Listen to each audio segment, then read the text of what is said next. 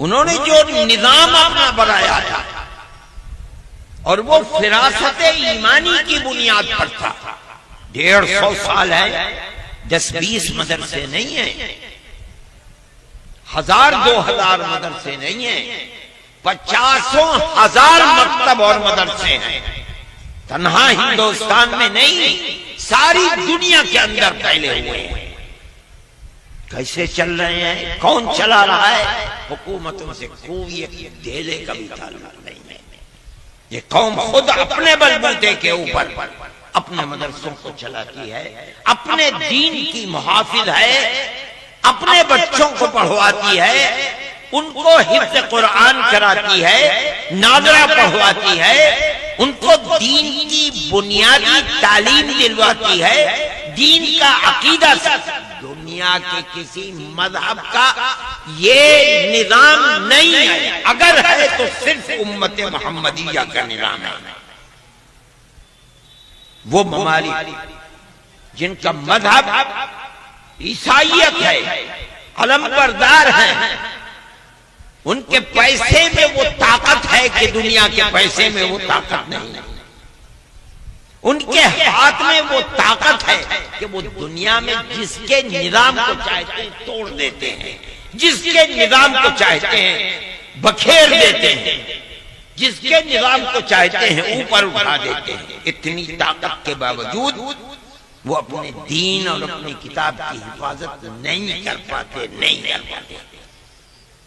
उनके निजाम को जाकर देखो, उनके मुल्कों के अंदर हर जगह बड़ी बड़ी कीमती जगहों के ऊपर सिटी सेंटर में बड़े बड़े चर्च बने हुए हैं, आसमानों से बातें कर रहे हैं, लेकिन उनके दरवाजों के ऊपर मट्टी के ढेर हैं, कोई आता नहीं, बेच देते हैं। क्यों? कोई सिटी सेंटर, कोई गांव, कोई शहर ऐसा नहीं, कोई सड़क ऐसी नहीं जहां चर्च न मिलता हो लेकिन दरवाजे बंद है। इससे पता चलता है कि इस कौम के मिजाज में 100, 125, 150 साल पहले तक ये बात थी कि कहीं ये कौम बगैर चर्च के नहीं रह सकती। लेकिन मौजूदा तहजीब और तमद्दुन ने इस 100-125 साल के अंदर ये इंकलाब पैदा किया है कि चर्च खड़े हुए हैं लेकिन इन चर्चों में कोई जाने वाला नहीं है। ये सिर्फ उम्मत मोहम्मदिया अला साहिब अस्सलात व तस्लीम की कबूलियत है मिन इंदिल्लाह। अल्लाह को ये दीन कयामत तक महफूज रखना है, और जब ये महफूज नहीं रहेगा अल्लाह के हुक्म से तो कयामत कायम हो जाएगी। ये हमारा ईमान और अकीदा है। ये दुनिया दारुल असबाब है, यहां इसकी हिफाजत के लिए ये सबब मुतय्यन किया गया। अल्लाह ने मदारिस को खोल दिया। ये कबूलियत उलमाए देवबंद को मिली है। सारी दुनिया में हमारा तसव्वुर नहीं हो सकता था। अफ्रीका के जंगलात के अंदर जहां हम पहुंचे, जहां हैरत होती है कि यहां आदमी आकर रहता किस तरह से है, लेकिन मदरसा है और मदरसा चल रहा है और बच्चे पढ़ रहे हैं। मैं ये बात कहता हूं कि मदरसे का अपना एक सर्किल है, एक दायरा है। वो दायरा ये है कि हमें हुकूमत से कुछ लेना देना नहीं है।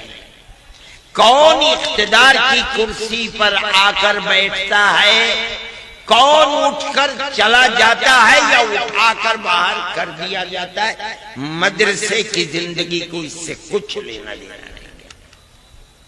इसीलिए मदरसे आज तक कायम है। अगर इनके अपने माहौल के अंदर किसी को इख्तिदार से हटाने के अंदर शिरकत या किसी को इख्तिदार की कुर्सी पर बैठाने के लिए मदद होती तो हर मदरसे, ये मदरसे कायम नहीं रह सकते थे, बिखर जाते, टूट जाते। जो आकर के बैठता और वो मुखालिफ होता मदरसे का। ये एक ही तरफ मदरसा हो सकता है, जो आकर के बैठता वो इन मदरसों को बर्बाद करता। लेकिन हम अपनी जगह के ऊपर कायम हैं। लेकिन मैं आप हजरात से कहना चाहता हूं कि दुनिया के अंदर और हमारे मुल्क के अंदर भी एक तबका ऐसा है जो अगर कानूनी तरीके पर इन मदरसों को उजाड़ नहीं पा रहा है, इसलिए कि ये मदरसे दस्तूरी एतबार से आजाद है। मुल्क के दस्तूर ने इख्तियार दिया है अक़लियत को कि वो अपने मजहब के लिए अपने मदरसों को आबाद कर सकती है, गवर्नमेंट को कुछ लेना देना नहीं है। और वो मजबूर है कि दखल नहीं दे सकते, तो वो इन मदरसों को उजाड़ने के लिए तरह तरह की स्कीमें बनाते हैं।